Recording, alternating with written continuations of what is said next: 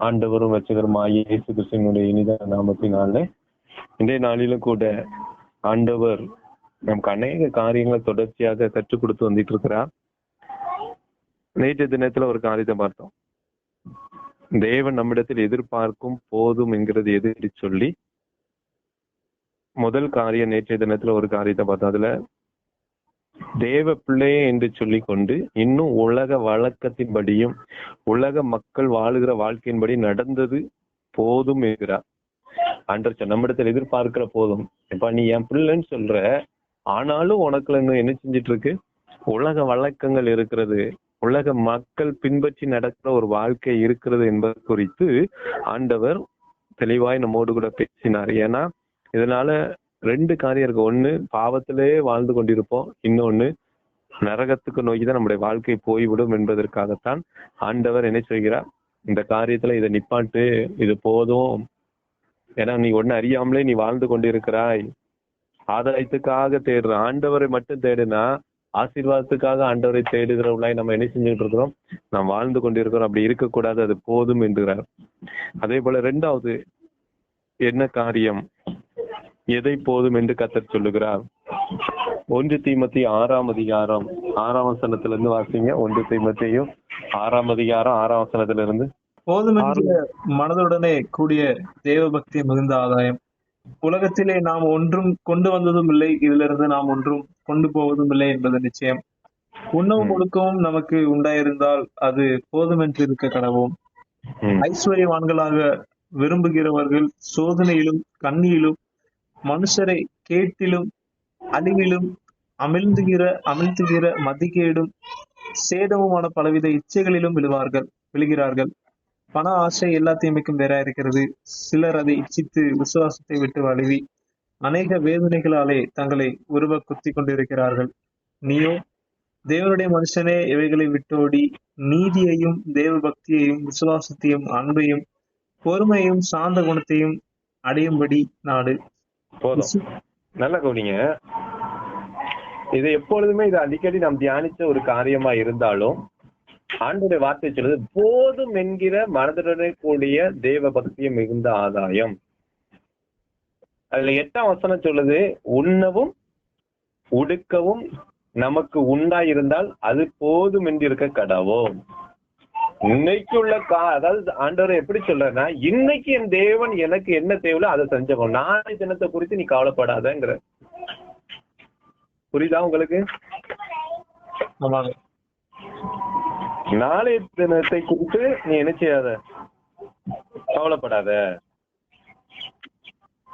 ஆண்டவர் சொல்றாரு, இன்னைக்கு என்ன தேவையோ அது போதும்.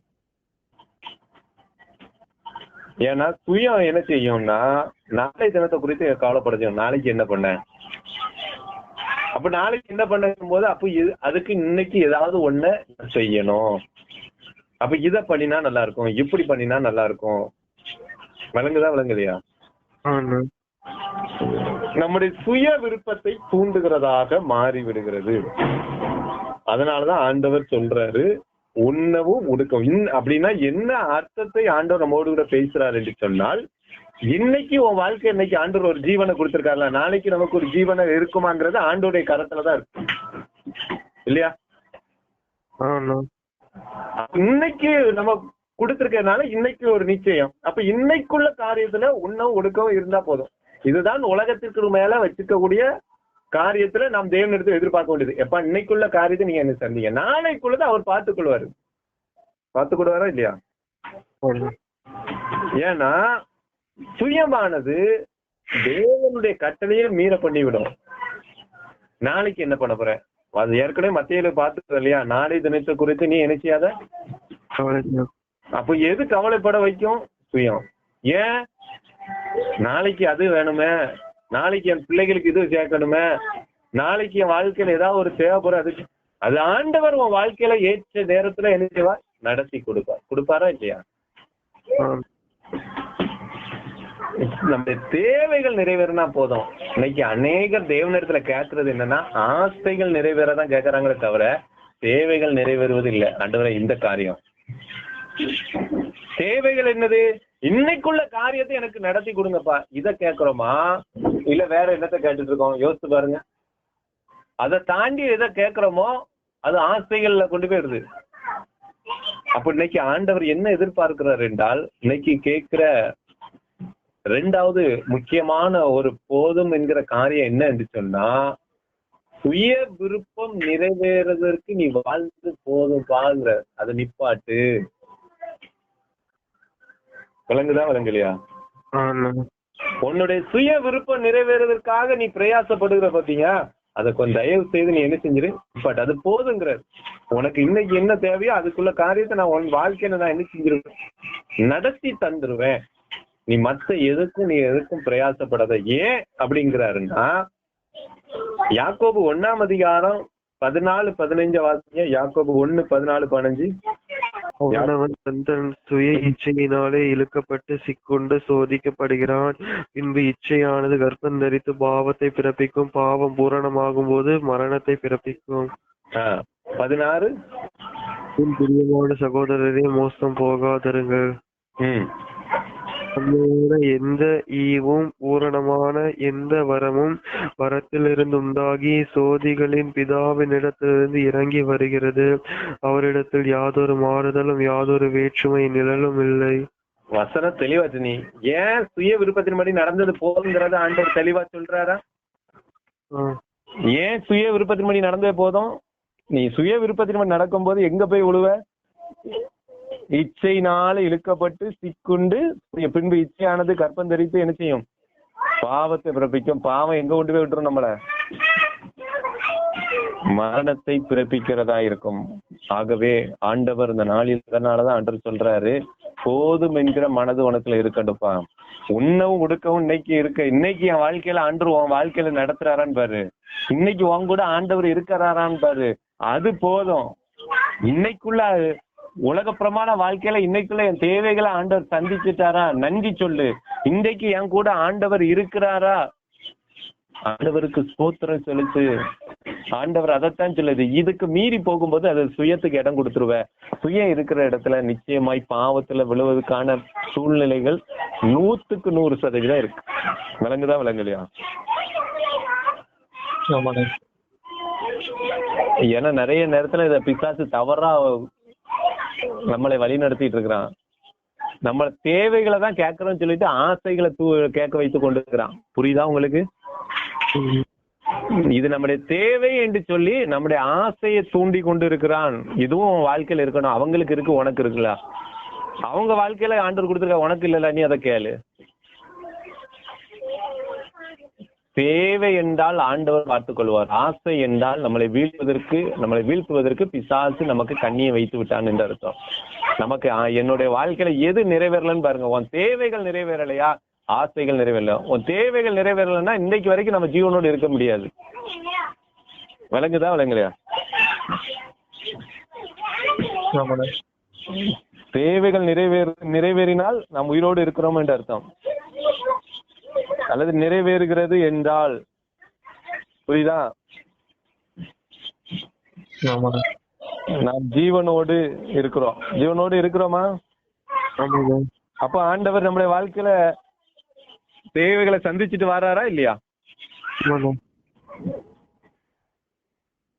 புரியலையா? புரியுது.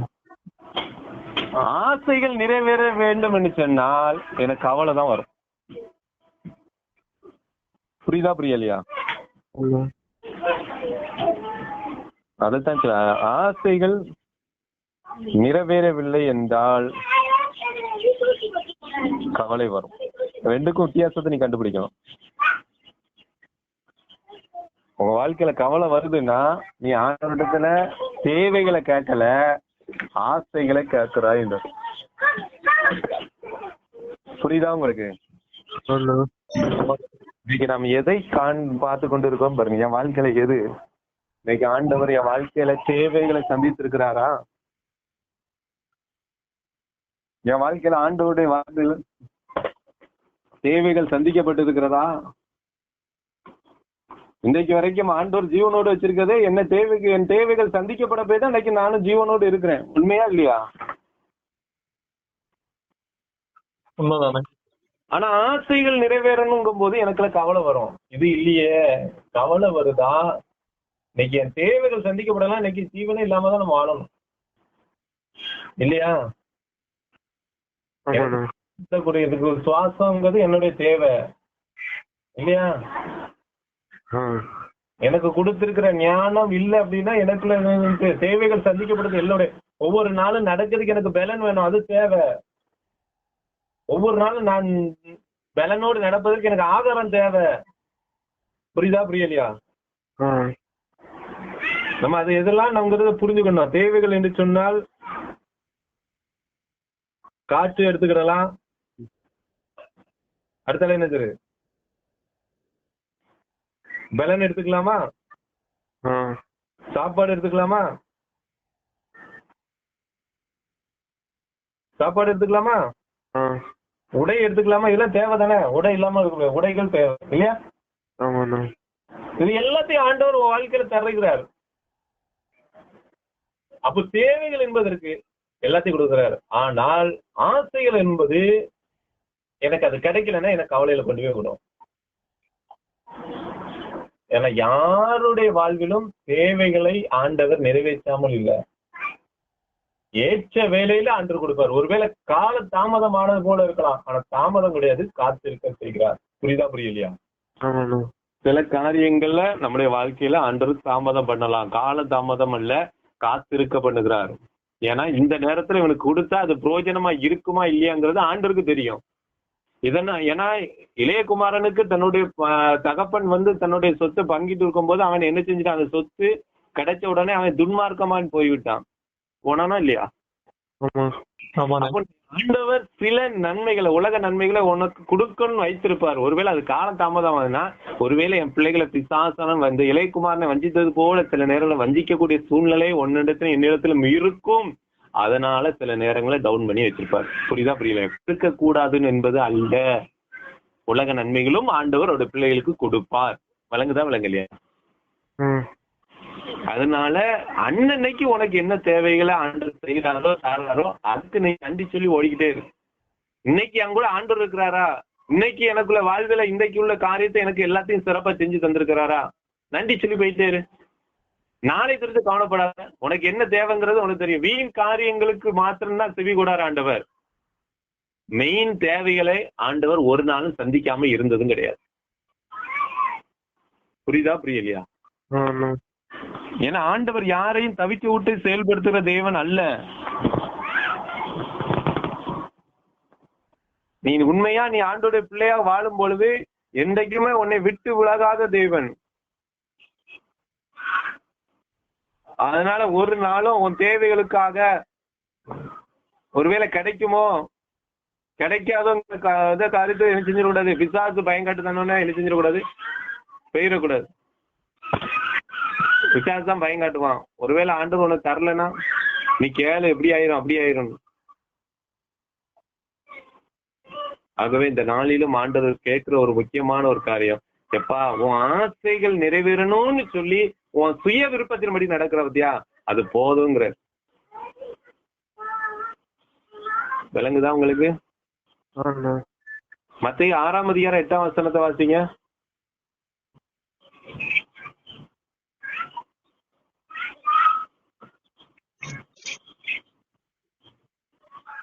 அவர்களைப் போல நீங்கள் செய்யாதிருங்கள். உங்கள் பிதாவை நோக்கி நீங்கள் வேண்டிக் கொள்கிறதற்கு முன்னமே உங்களுக்கு இன்னது தேவை என்று அவர் அறிந்திருக்கிறார். நீ வேண்டிக் கொள்ள முன்னாடி உனக்கு என்ன தேவைன்னு அறிஞ்சிருக்காருங்காரு. புரியுதா புரியலையா? ஆமாண்ணே. நீ என்ன தேவைங்கிறது உனக்கு தெரியும். உன் தேவைகளை சந்திச்சிருப்பாரு. ஆனா நம்ம நிறைய நேரத்துல நம்ம யோசிச்சு பாருங்க, என் ஜெபம் நிறைய கேட்கலன்னா அது அதிகமா ஆசைகளா தான் இருக்கும், உன் சுய விருப்பமா தான் இருக்கும். தேவைகள் இருந்துச்சுனால் அதுல தேவைகள் தான், இது முக்கியமான ஒரு தேவை. ஆனால் எனக்கு சந்திக்கப்படலைன்னா சந்திக்கப்படாமல் அல்ல, ஏற்ற வேலையில அது சந்திப்பாரு. அன்று வார்த்தை சொல்லுகிறா, ஏற்ற வேலையில தேசத்தில் மழை பெய்ய பண்ணுவேன். ஏற்ற வேலையில அவர் உயர்த்தும்படிக்கு அவருடைய பலத்த கைக்குள்ள அப்ப ஏற்ற வேலை வரும்போதுதான் செய்வாரு. புரியுதா புரியலையா? என் பிள்ளைகளுக்கு நீ ஒருவேளை அது ஒரு தேவையா கூட இருக்கலாம், ஒருவேளை அது கால தாமதமானாலும் சோர்ந்து போகாத. என் பிள்ளைகிற வாழ்க்கைக்கு அது பரிபூர்ணமாய் அது உங்களுக்கு கிடைக்கணுங்கிறதுக்காக தான் சில நேரத்துல அதை கால தாமதம் பண்ணுவார். இப்ப கொடுத்து அதை இந்த நன்மை என் பிள்ளைகள் என்ன செஞ்சிருவாங்க, அற்பமாய் ஆக்கி விடுவார்கள். அல்லது பிசாசு அதை என்ன செஞ்சிருவான், அதை என்ன செய்வான், இளையகுமாரனை போல செலவழிக்க பண்ணி விடுவான் என்று சொல்லி எல்லாம் அறிந்த தேவன் அதனாலதான் சில நேரங்கள் அதை என்ன செய்யறாரு, காலதாமதம் பண்ணுகிறதை நம்ம பார்க்கிறோம். நம்ம ஏதாவது ஒண்ணு மிஸ் ஆயிருப்போம் அப்படின்னா தான் அதை கொடுக்க கொஞ்சம் என்ன செய்வாரு, டிலே பண்ணுவாரே தவிர கொடுக்காம ஒருபோதும் விட மாட்டார். புரியுதா உங்களுக்கு? நீங்க ஒரு வசனத்தை கூட வாசிங்களேன். சங்கீதம் 37:25 வாசிங்க. சங்கீதம் 37:25. நான் இளைஞனாய் இருந்தேன், முதிர் வயதுள்ளவனும் ஆனேன். ஆனாலும் நீதிமான் கைவிடப்பட்டதையும் அவன் சந்ததி அப்பத்தைக்கு இறந்து திரிகிறதையும் நான் காணவில்லை. வழங்குதா? நான் இளைஞனாய் இருந்தேன், முதிர் வயது உள்ளவனும் ஆனேன். ஆனாலும் நீதிமான் கைவிடப்பட்டதையும் அவன் சந்ததி அப்பத்துக்கு இறந்திருக்கிறதையும் நான் காணவில்லை. ஒருபோதும் உன் தேவைகளை ஆண்டவர் சந்திக்காம விடுற போறது இல்ல. நீ ஆண்டோடைய பிள்ளையா நீ வாழ்ந்தா போதும். சுயம்தான் உன்னை தேவனை விட்டு விலகிட்டு இருக்கு. பிசாசு சொல்லுவான், பத்தியா நீ என்ன கேக்குற, ஆசைய தேவை மாதிரி காமிச்சு விடுவான். நல்லா கவனிக்கணும்.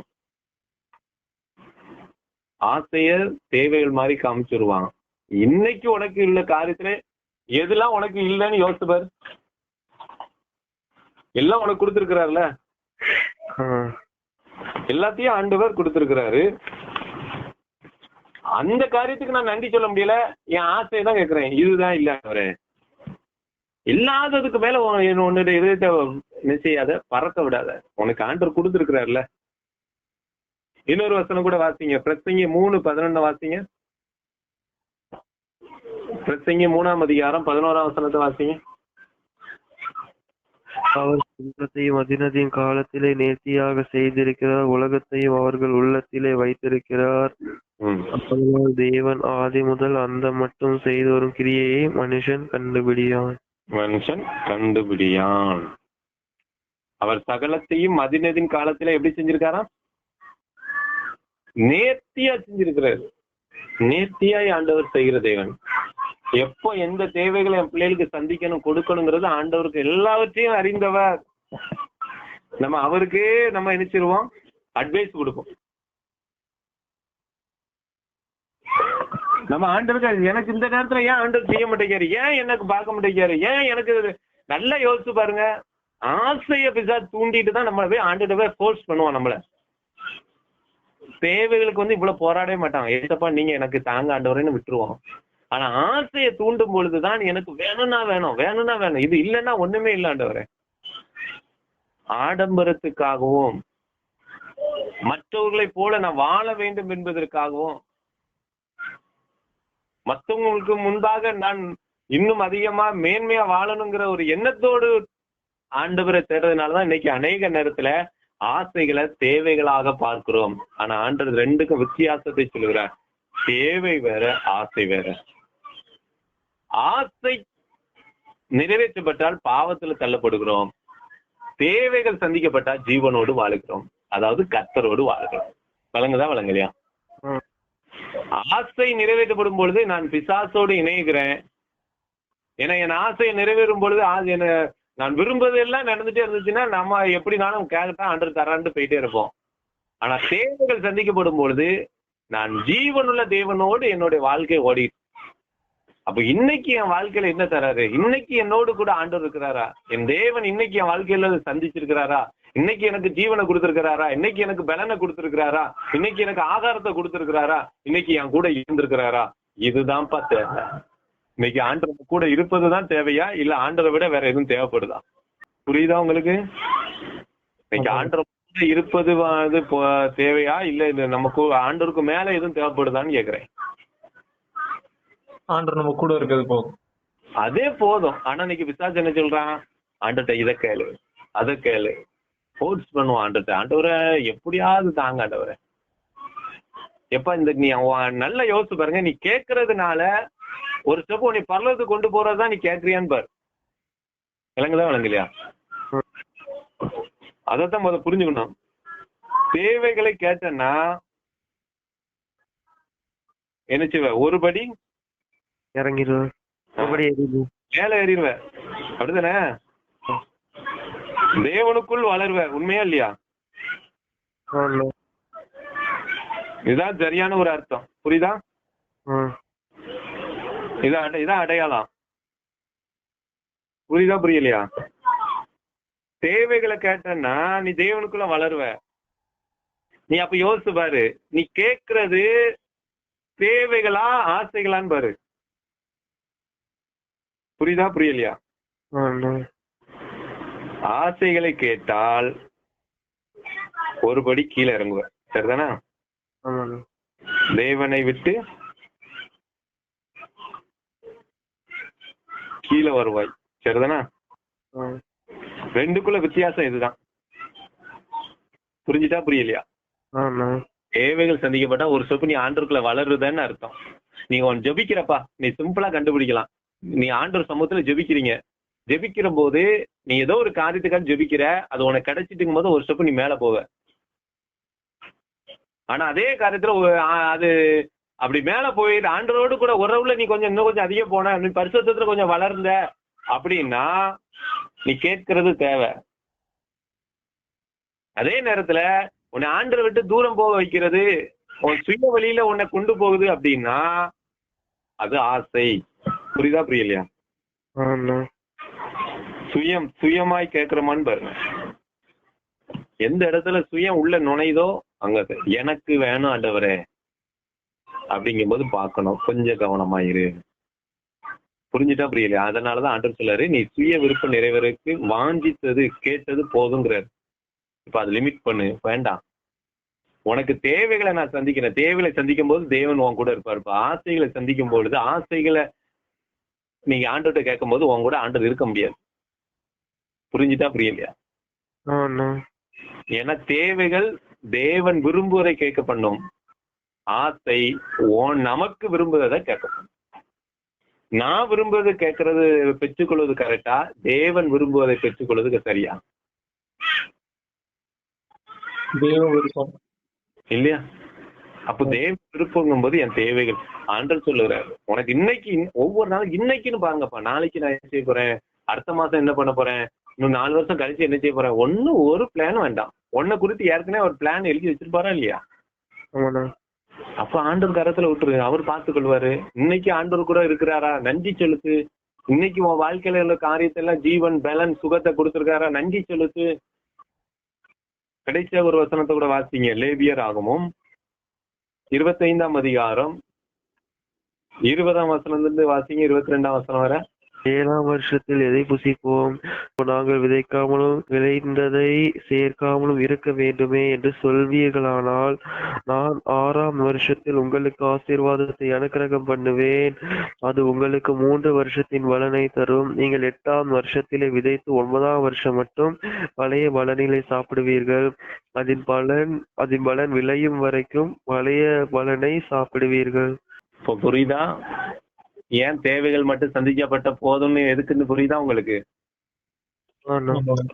ஜனங்களுக்கு ஒரு காரியத்தை சொல்றாரு ஆண்டவர், 6 வருஷம் வந்து 7ஆம் வருஷம் நீங்க ஒண்ணுமே விதைக்கண்டா விட்டுருங்கிறாரு ஆண்டவரே. ஒவ்வொரு வருஷமும் நாங்க விதைச்சு தானே அந்தந்த வருஷத்துக்கு சாப்பிட்டுட்டு இருக்கிறோம், 7ஆம் வருஷம் சும்மா இருக்க சொல்றீங்களே எப்படிங்கும் போது ஆண்டவர் அழகா சொல்றாரு, நீ எதை புசிப்போம், நாங்கள் எதையும் விதைக்காமல் விளைந்ததை சேர்க்காமல் இருக்க வேண்டுமே என்று சொல்வீர்கள். ஆனால் நான் 6ஆம் வருஷத்துல உங்களுக்கு ஆசீர்வாதத்தை அனுக்கிரகம் பண்ணிடுவேன். விளங்குதா விளங்கலையா?